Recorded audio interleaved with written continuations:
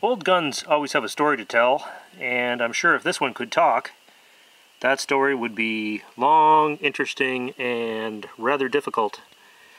This is a Winchester 1894 in 38-55, and as you can tell by the rather patinaed look of the surface, it's had what appears to be a fairly hard existence.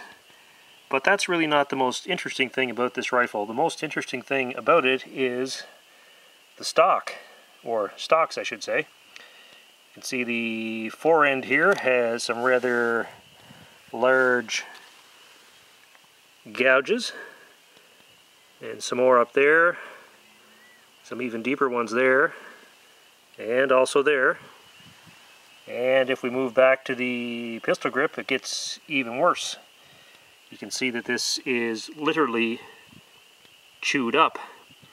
It appears that this poor rifle was in a camp somewheres or another, or in a farm barn perhaps, and I would expect it was porcupines that got a hold of this poor thing and chewed on it where the wood would be salty, which would be where, of course, your hands are on the stock. If you look at the rest of the stock, it's not chewed, but this portion's all chewed to blazes. We'll flip it over and have a look at the other side. You can see this side didn't get chewed. It was probably the side that was against the wall, and the rodent couldn't get at it. So, did it a fair number. You can see the big pieces taken out of it there. And by the way, this is not my rifle. It belongs to a friend of mine. He generously loaned it to me to do a little bit of a video. He purchased it for parts, and he didn't really have the heart to take it apart. He thought it was had a little bit too much character to just take apart and part out, so he's kept it in one piece. I'm not sure what his future plans are for it. Anyway, he's given me 2 rounds of ammunition to fire out of this, and we are going to take a couple of shots out of it. The bore is actually just as bad as the exterior would lend you to believe.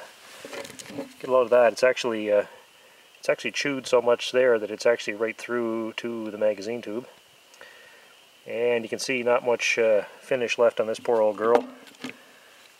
Had a rough life. And the bore, if we can get a look at it, is pretty rough and nasty. It does lock up reasonably tight though. For all. The hammer tends to follow the breech block forward, so the sear notches need some work. And the stocks, of course, need to be replaced if you wanted to shoot it any amount. He told me to just fire it this way because the 38-55 factory loads that he gave me are old Dominion. He says they are extremely mild, and I don't think he's too worried about me cracking the stock since it's already cracked all the blazes.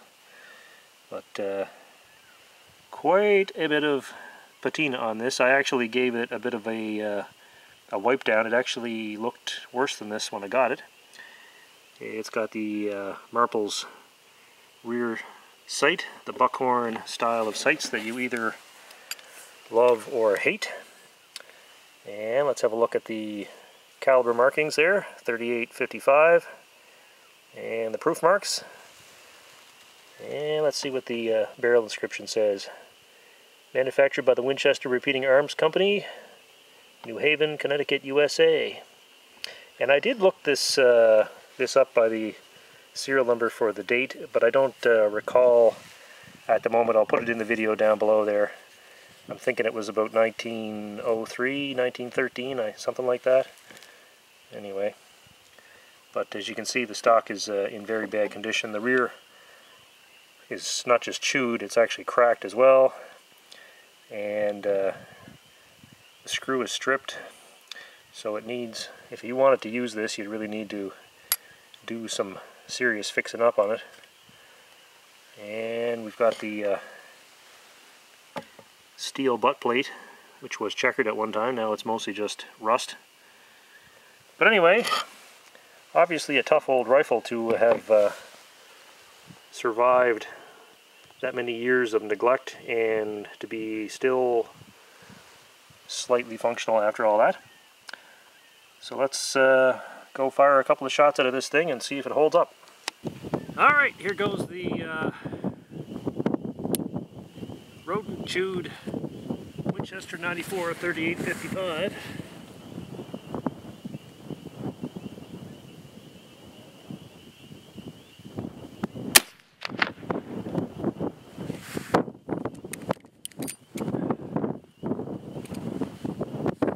She held up pretty good. Let's try another one.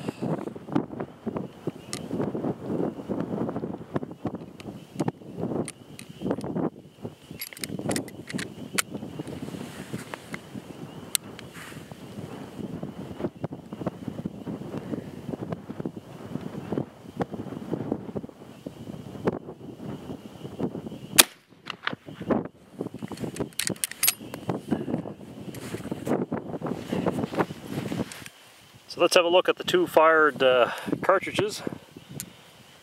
These are both quite old rounds.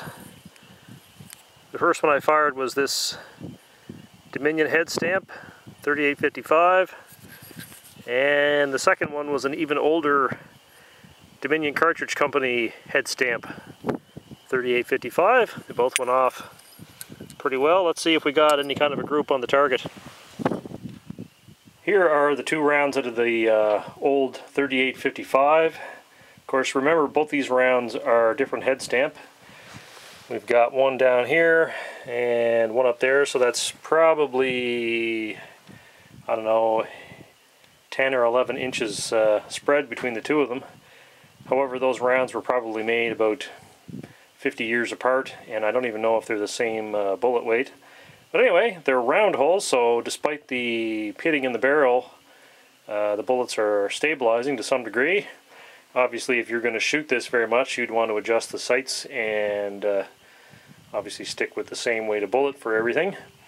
But anyway, it still fires, even though it's rather nasty looking.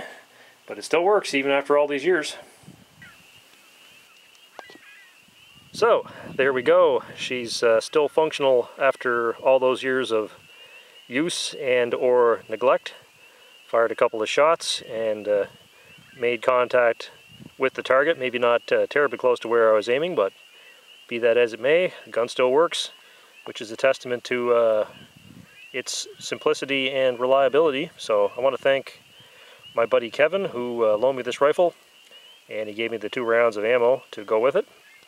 So once again, thanks Kevin, and I'll have to get this back to him pretty soon. Thanks for watching, guys. We'll talk to you later.